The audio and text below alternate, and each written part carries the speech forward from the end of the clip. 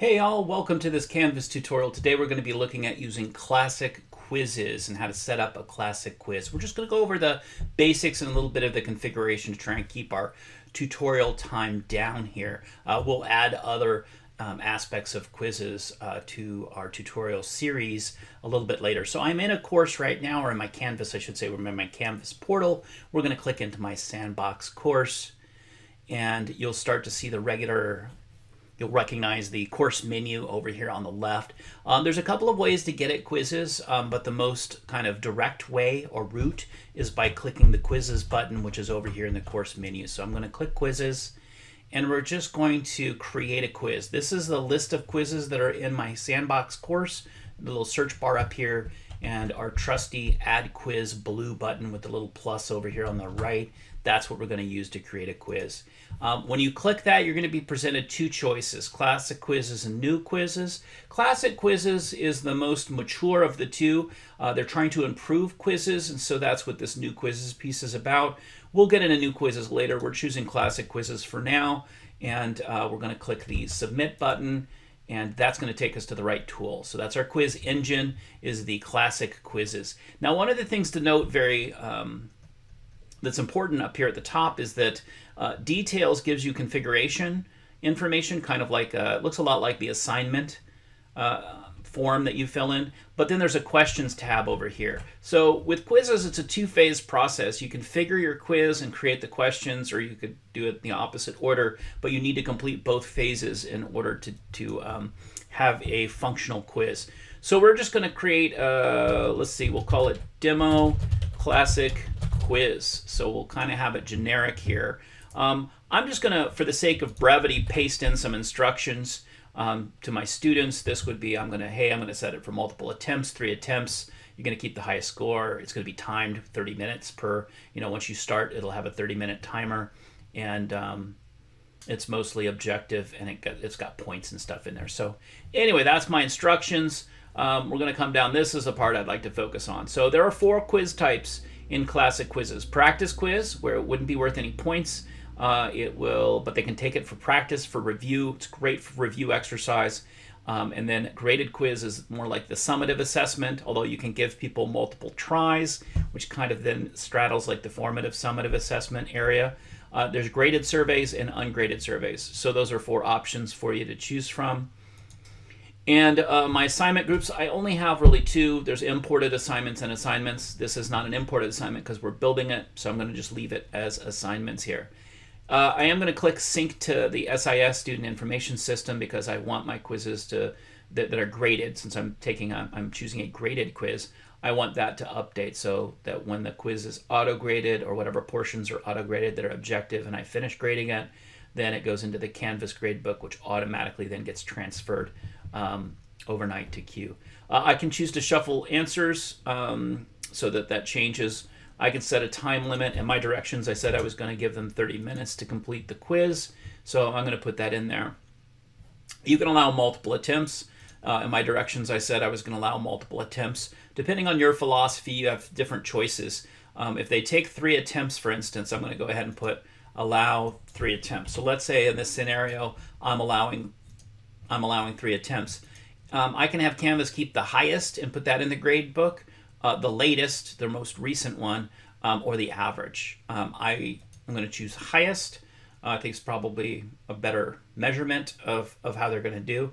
And then here this is where feedback is configured. So this lets students see their quiz responses. That's how they answered it. And then that's different than letting students see the correct answers. And so you've got some different choices here. Because of the way I have mine set up, I would probably I would have them see their responses only once after each attempt, but I would likely only let them see the correct answers. Let the students see the correct answers only after their last attempt. Otherwise, they could possibly game the system, right? They could try out some different questions in the first attempt and the second attempt, and by the third attempt have all of the answers identified. You can also show answers after a certain point, right? Show correct answers at a certain date, and then you can hide them again if you want them to be hidden, so future classes down the road don't have access to those. So it's a way of keeping the correct answers secured. So nice configurations. If you like, you can have the Canvas classical quiz engine present only one question at a time. If, for instance, in a scenario where question 2 actually, the question in 2 had the answer to question 1, you might actually check this box, which would lock the questions after they've answered it. So after they've answered the first question and moved to question 2, they can't go back to question 1. So you have that option as well. You can require an access code, so if you really wanted to secure it, make sure that nobody was going to take it until they were ready, until you knew they were ready, and you were going to hand them an access code or message them an access code or post it. This just means that whatever I put in here, like let's put Open Sesame or something like that, they would need that code in order to get into the quiz. Where the filter IP addresses controls kind of who can get at your quizzes based on the computers they're at. It's outside the scope of this tutorial, and you can see the assignment box down here. If we wanted to assign this, we have to have a due date because it's a graded quiz. So I'm going to set it at August 28th, and you can see by midnight they'll have to have their attempts, in my case, their 3 attempts completed. I can also set the available from and until date so that it's only available during a certain window, and then it is no longer available after it hits a certain date. I leave it. This affects the visibility and accessibility of the assignment. Once the due date is passed, it stays listed in a module, but it is no longer accessible. They can't take it. So that's good enough for me. I don't like to mess with available from and until if I can help it. I'm going to go ahead and click save here. I haven't built any questions yet, but I'm going to hit save so it saves everything, because if I accidentally close my browser or move to another window, I could lose that information. So now I'm going to go back in to edit in order to go to the next tab. So we're into phase 2. Phase 2 is adding questions. We're not going to go over all of the different question types. That would be too long of a tutorial. I encourage you to explore the different question types. We're going to hit new question. We're presented with a form to fill out, and that's going to vary depending on the question type that we use. This guy right up here could be like question 1 for the quiz. So we can number our questions, or you can use something descriptive, but students don't really see this. They see the question itself, which we'll have down here. If you click to the right of your question label, let's call that, you've got multiple choice, true, false, fill in the blank, kind of your normal traditional options. There's fill in multiple blanks, multiple answers, drop downs. These are more sort of sophisticated or advanced. There's matching. I do believe that the student has to answer all of the matching correct in order to score the points assigned to that question. And then there's some other less traditional sorts of quiz responses or formats, question formats, I should say. Numerical answer just takes a number in a field and checks it with the answer. They could have to put in a formula, which might be useful for math or applied math like the sciences. Essay questions, file uploads, and even a text no question. So for our sake, we're going to just go quickly to a true false, and I've got a true false question. We don't really need the one there.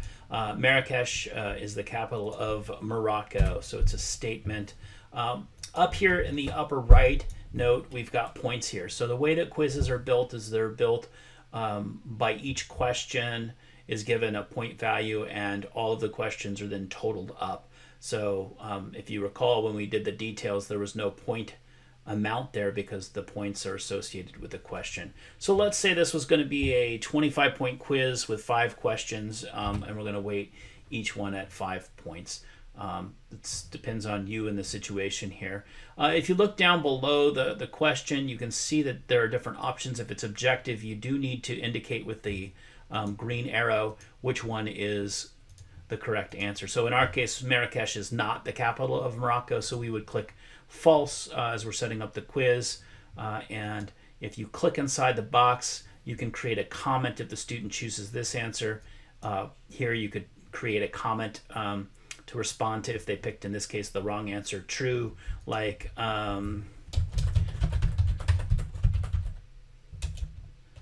The capital is robots. All right, so you could put something like that in there and click done. There's also some other comments that you can leave that you can kind of explore. For the sake of brevity here, we're going to click the update question, and there we go. We can see the question. We labeled it question 1. We gave it 5 points. This pencil icon lets us go back in if we needed to change the point value or something along those lines.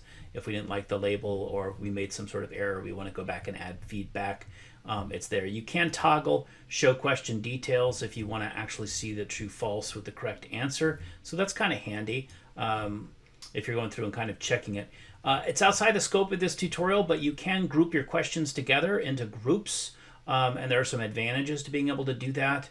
And then you can, if you had a big enough sort of test bank of questions, you could use the search function here in order to go and find specific questions to add. So we've got our 1 question quiz. We're going to go ahead and click the save button here. And again, we've got published, toggle, preview, and edit up here. One of the things we should take a look at briefly is the moderate this quiz. While students are taking the quiz over a period of time, you can come in here and kind of take a look at things. So for instance, student A, I mean, right now I have none of my test students have attempted it. If they did, it would show what attempt number they were on.